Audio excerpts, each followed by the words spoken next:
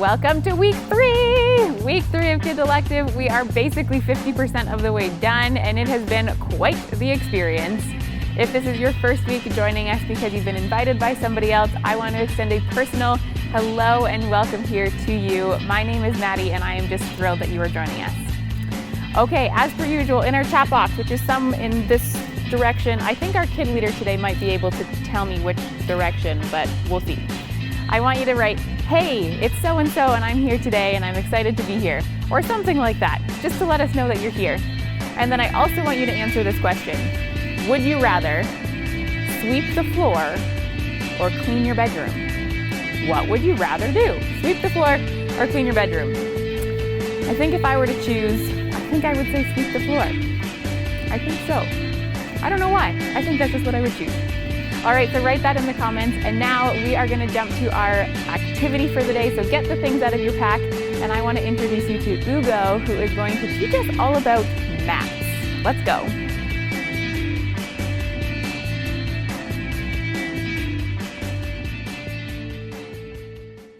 Hi, my name is Ugo, and today I'm going to share my knowledge with you about maps. What are maps? A map is a representation of the physical features of the Earth.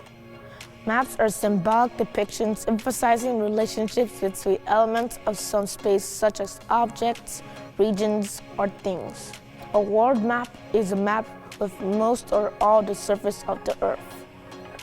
Physical maps show physical features of an area such as mountains, lakes, rivers, plateaus, etc. Political maps show states, national boundaries, capitals, and major cities of a country. Thematic maps show different aspects of different places such as weather, transport, tourist attractions, etc. Cartography is the science of making maps, and it requires a high degree of knowledge, accuracy, and information. Brief history and facts about maps. The World Similar Map. The World Similar Map, drawn in 1507 by German cartographer Martin Waldseemüller, is the first recorded instance of the word America appearing in a map. The only known copy of the map is the U.S. Library of Congress.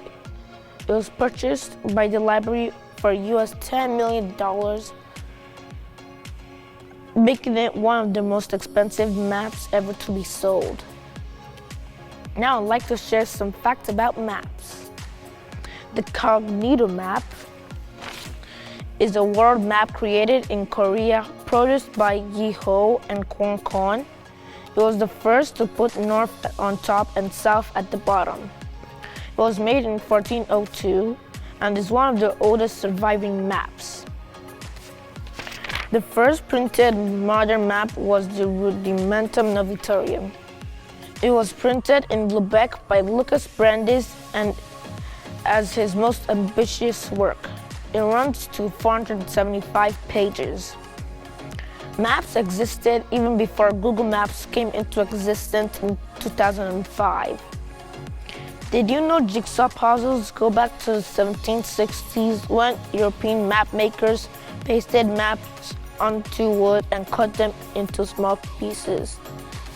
Jigsaw puzzles were used to teach geography. The oldest known map is not of the Earth, but of the stars.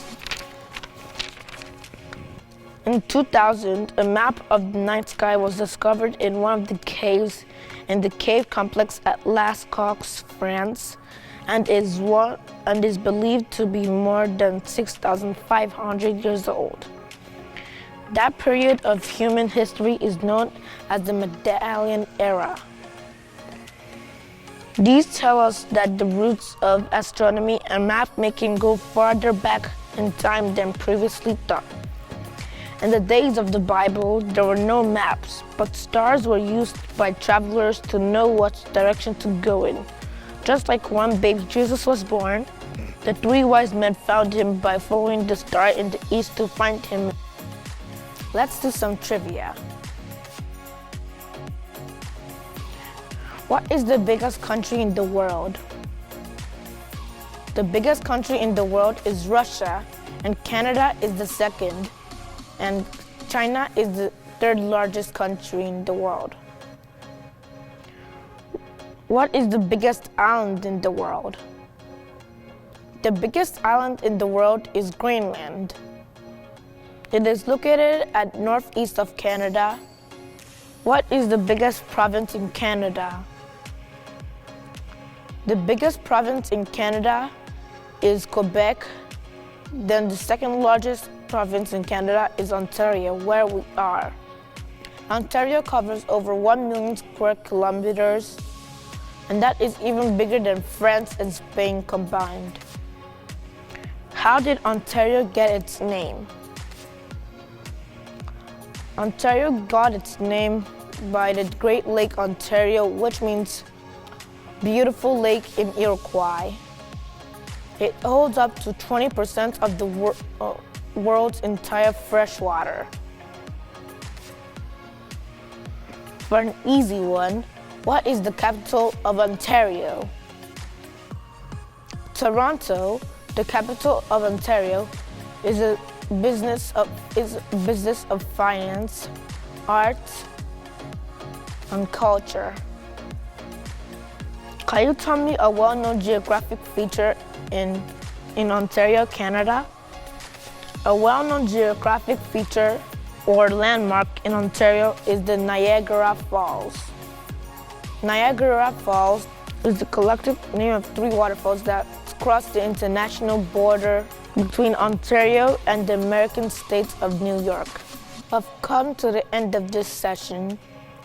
Hope you had fun learning something new about maps. Thanks for watching and listening. So huge thanks to Hugo for teaching us all about maps. I don't know about you, but I learned so much from the things that he was teaching us. Some things that I had just never heard of or even considered.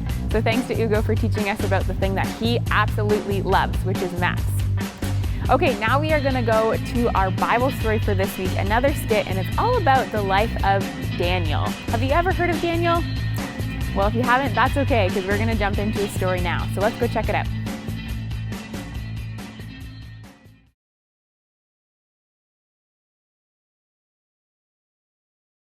King Balthazar, this is the best one I've ever had. That's because it's the best wine in Babylon. You know, these goblets from the Temple in Jerusalem are a great find. I think the wine tastes even better in them. Cheers!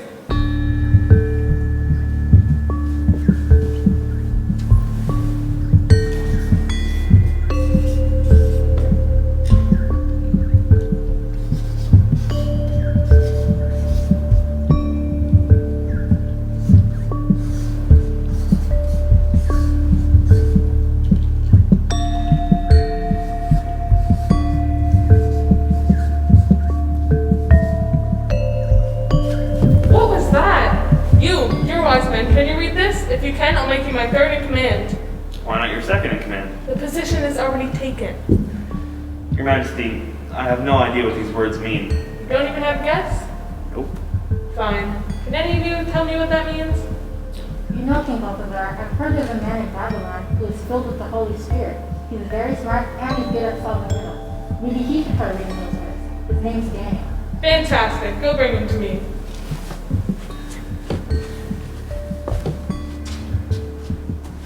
Are you Daniel, the one with the Holy Spirit, isn't it? I am, Your Majesty. That's good, because, you see, I have a problem.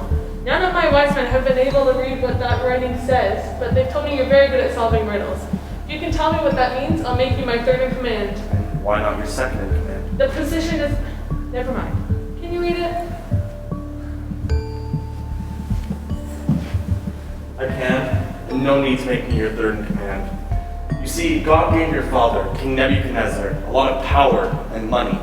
He could do whatever he wanted. But he grew prideful and arrogant, and God took all of it away. You're his son. You know what happened to your father. And yet you're even worse than he was. You're even drinking from the goblets at the Temple of Jerusalem. So God sent the hand to write these words. Mene means that God has numbered the days of your reign over Babylon. Tekel means that you have been judged, but you have failed to measure up. And Parson God will take your kingdom from you and give it to the Persians. Oh no! What am I gonna do? I am King Darius of Persia, and I'm here to take over Babylon! Babylon is such a beautiful kingdom. Such a shame its previous king was so bad at his job. I have decided to appoint you three as my second in command. You'll be administrators over 100 certain satraps and make sure everything is running smoothly in Persia. You are dismissed. Daniel, in only a few months you have accomplished great things as one of my administrators. If you keep up the good work, I'll make you head administrator over all of Persia. Really? Thank you, Your Majesty. This is unbelievable. Daniel doesn't deserve this. Well, I know. We need to do something about this. You there. You're a satrap. What do you think about Daniel? He seems like a nice guy. No, he's trying to edge out the king. Really? That doesn't seem like something he'd do. Well, not on purpose, but you see, the king told Daniel that he was going to make him second in command. No way, we gotta do something about this. There must be some records about him in the library. To the library. Have you found anything? No, not yet. How is it that in all this time, basically being the only one in charge of an entire kingdom, Daniel hasn't done one thing we can charge him for? It's like he's never done anything wrong. He's never lied to the king. He's responsible. He does his work on time. He's even nice to all of the people that work for him. What? Look, we're not going to find anything we can use against Daniel unless it has something to do with that God he believes in. Hang on, I have an idea. We need to go talk to King Darius. Follow my lead. To the throne room! May King Darius live forever! What are y'all doing here? What do you need? Your Majesty, there are some people in your beautiful kingdom of Persia who wish you hadn't taken over Babylon. You missed the days of old King Belshazzar. That's absurd. We absolutely agree, Your Majesty. We think that for the next 30 days, anyone who bows down to someone besides you, God or human, should be put to death. Better yet, they should be thrown in the lion's den. That's a fantastic idea. I'll have this decree effective immediately. You know, maybe you should write this down. Make it nice and official, that way no one can deny this to people. You know, if you use your royal seal, then the law can't be taken back. I'll do it right away. What's going on? Are we having a meeting? Great news, Daniel. Your better administrators and satraps have helped me make a new law. Yeah, anyone who bows down to anyone but the king gets thrown into the lion's den. Oh, that's wonderful. God in heaven, I thank you. I thank you for the food you've given me, for the clothes I wear, and for the house that I live in. I thank you for sparing me when King Darius invaded Babylon. And I thank you for helping me find favor in his eyes. I thank you for the job I have, and for all the good I can do for the people of Persia.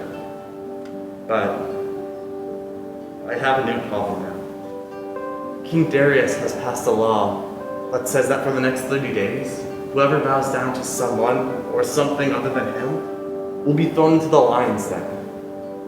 I'm breaking the law praying to you just now. God, I'll trust in you. I know that whatever happens to me, you will use for good. Amen.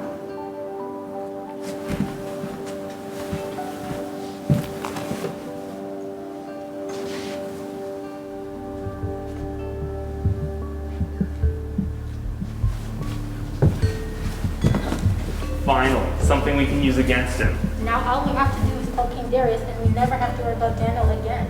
And, who knows, maybe once he's eaten by the lions, you'll get promoted to his job. To the throne room! You know, that was funny the first few times. Now it's kind of getting old. Sorry. What's going on this time? Your Majesty, do you recall that law you made just earlier this morning?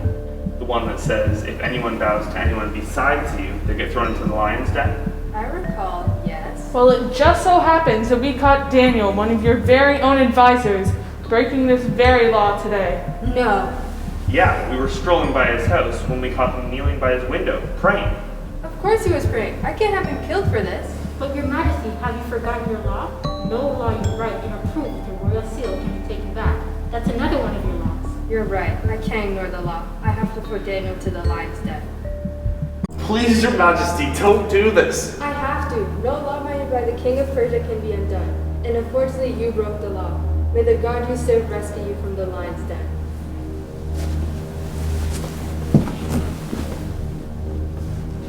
what had to be done, Your Majesty? He did break your new law after all. Can we interest you in some snacks, wine? Can't you all see I'm upset? Leave me alone.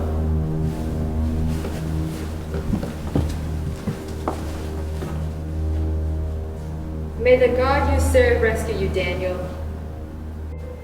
God, I serve you every day.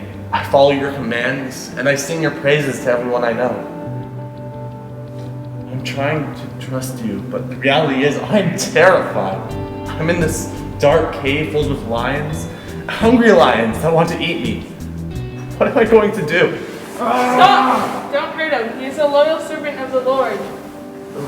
Who are you? I am an angel of the Lord, the same one you serve. He has found you innocent of any crimes against him or the king. So he sent me here to rescue you from these lions. They are beautiful animals. They are. They're not all bad, are they? All of God's creation is good. Yeah, they're just hungry and lonely. They probably don't get much to eat down here. No, And they I'm sure don't. the king doesn't treat them right. No, he doesn't. It hurts God to see his creation being treated this way. Yeah, lions should be free to roam and hunt, not trapped in this dark cave. Neither should you. What? You shouldn't be trapped down here either. That's why God sent me here. King Darius can't break his own laws, but he won't leave his children either. I suppose you're right. I trust in God and he found a way out. I have nothing left to fear. Exactly. Thank you for keeping me company this night. And to you and God for rescuing me. It was my pleasure. Besides, it's morning now and there's someone else who's here to see you. Daniel, are you alive? Did your God rescue you from the lion? I am, Your Majesty. What commanded that king? God sent an angel, and the angel closed the mouths of the lions and kept me company throughout the night. Lions didn't attack me because God thinks I'm innocent. You are innocent. I shouldn't have written that law. I was so worried I didn't eat or sleep all night. Well, it all turned out good in the end, didn't it? I'm alive. I'm not even wounded. Yes, but there's one more thing I need to do. What's that? Administrators! You three had me throw Daniel into the lion's den, but look, he's alive! And now it's your turn.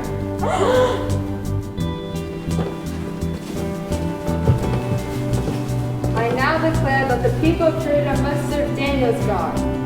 He is trusting and loving, and he saved Daniel from the lion's den. Thank you, King Darius. Trusting and following God saved me.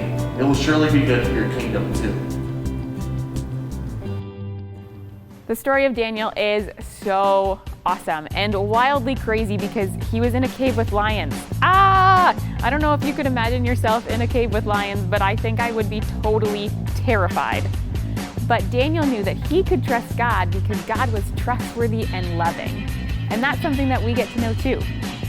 All right, so we're going to talk more about the story of Daniel next week, but for now, let's go join Pam and do our memory verse.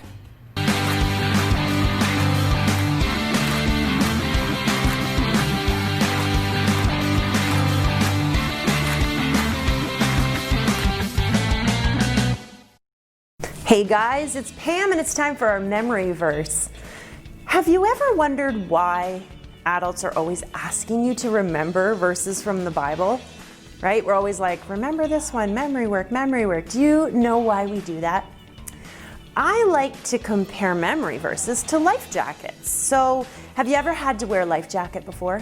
You probably have at some point in your life. You know, even adults have to wear life jackets when they're on boats, right? Why do we wear a life jacket? Why do you wear a life jacket? Maybe because mom and dad tell you you have to? Well, the reason we put life jackets on is in case something goes wrong, we have that life jacket on our body to hopefully keep us safe. It helps us in case something goes wrong. Well, Bible verses and memory work are like life jackets. We take them on, we put them into our brains and our hearts, and so in case something goes wrong, we have the memory verse to help to keep our hearts and our minds safe, just like the life jacket keeps our bodies safe. Does that make sense? Good, well let's do our memory verse together. Here we go. The Lord is my strength and my shield. I trust him with all my heart. I almost forgot it there. Did you get it? Psalm 28, verse 7. All right, everybody, we are now done week 3 of Kids Elective. I hope you have a great week this week. If you ever want to say hey, feel free to reach out, but I will see you next week for week 4. What we will discover? Who knows? See you later.